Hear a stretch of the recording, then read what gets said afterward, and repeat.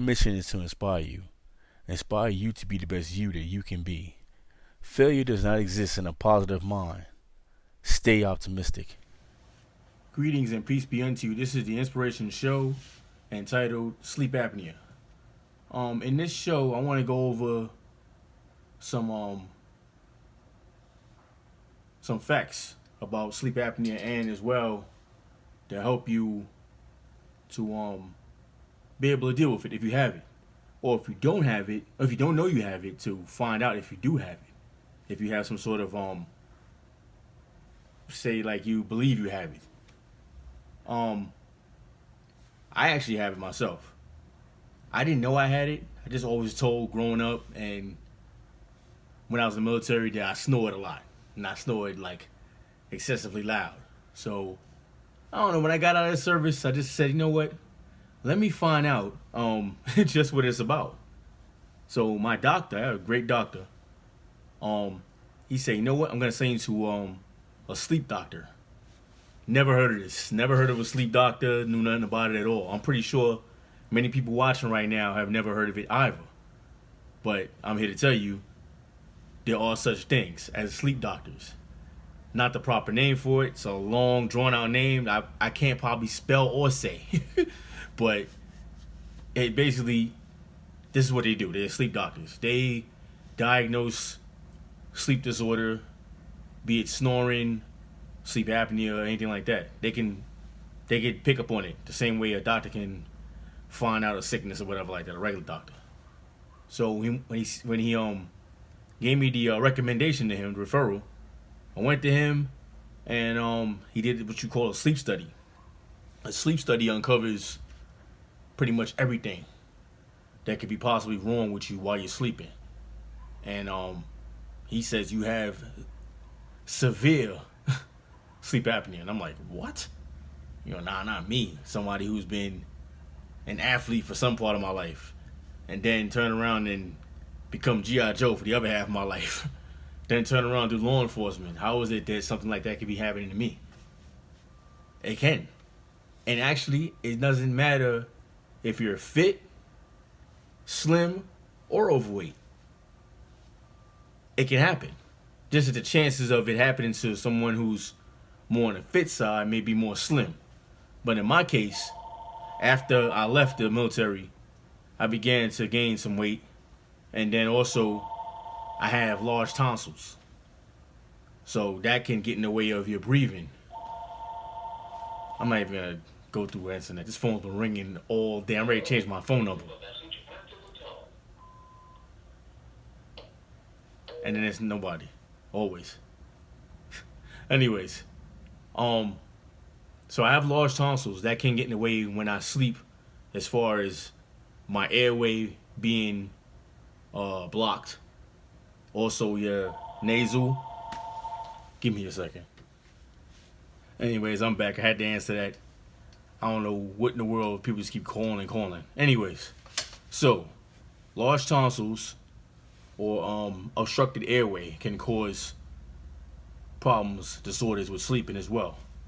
And like I said, I had the large tonsils as well as the weight gain. Now, how do you cope with it? How you sort of defeat it? After you go to your regular doctor, they'll give you a referral to the sleep doctor. Just basically go to your doctor and say, listen, I've been snoring. People been telling me I sound like a daggone dragon, whatever the case. My wife won't lay in the bed with me, whatever. Something of that nature. And that should get your doctor to give you a referral for the sleep doctor. When you go see the sleep doctor, he's going to probably most likely do a basic checkup on you, which he's not going to find anything right there, of course. But then he's gonna do a sleep study on you, where you go to a sleep center. It's gonna be like a little room. I got some pictures. I'm gonna put that later on in the video. So you're gonna sleep in a room. You're gonna have all these wires hooked to you. You're gonna look like daggone Weapon X, if you know about the X-Men, you know what I'm talking about. And have all these wires hanging off of you, and it's worth it. Because you got somebody, a technician, he's watching you sleep through the night. Don't think creepy.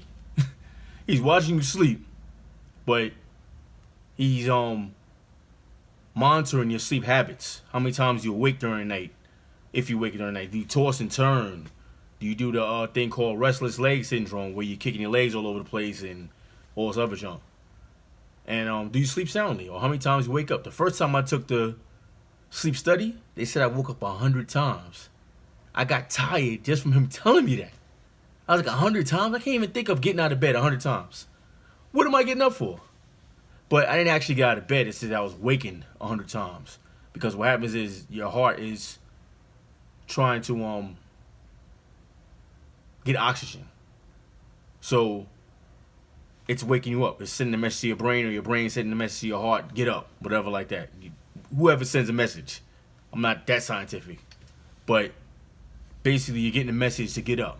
So you wake up because you can't get the right amount of oxygen to your heart, to your brain, actually. Because you can sleep through the night, and then when you wake up, you might be lethargic. You might be like, not really on point with things. Then, God help you got a job like you're a butcher, or you're a driving somewhere or something. Now you need your full senses for this stuff. You don't want to be a butcher and cut your daggone finger off cutting a slab of meat. And you don't want to be a driver, a bus driver, or whatever like that, and drive around and crash a daggone bus with 65 people on it. So these are things that you need to be treated. It's not a total loss for you. As far as it's not over for you for your life if you treat it.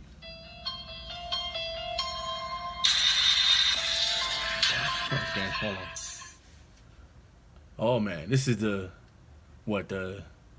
third interruption already. All right, let me just get straight to it so I can close this up, because it's getting annoying to me. People calling, I gotta keep stopping the video. All right, now sleep apnea in its definition is a potentially serious sleep disorder in which breathing repeatedly stops and starts. If you snore loudly and feel tired after a full night's sleep, you might have sleep apnea. So, in other words, even though you might be asleep for 8 hours, you might not be getting quality sleep for 8 hours. And that's important, because I tell you, a 2-hour sleep, just 2 hours, with my CPAP mask on, as opposed to 8 hours without it.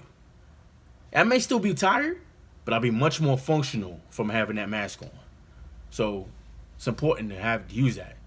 So now I'm not saying that everybody's gonna need a CPAP machine, because some people may not. Some people may just need maybe like just to lose weight, period.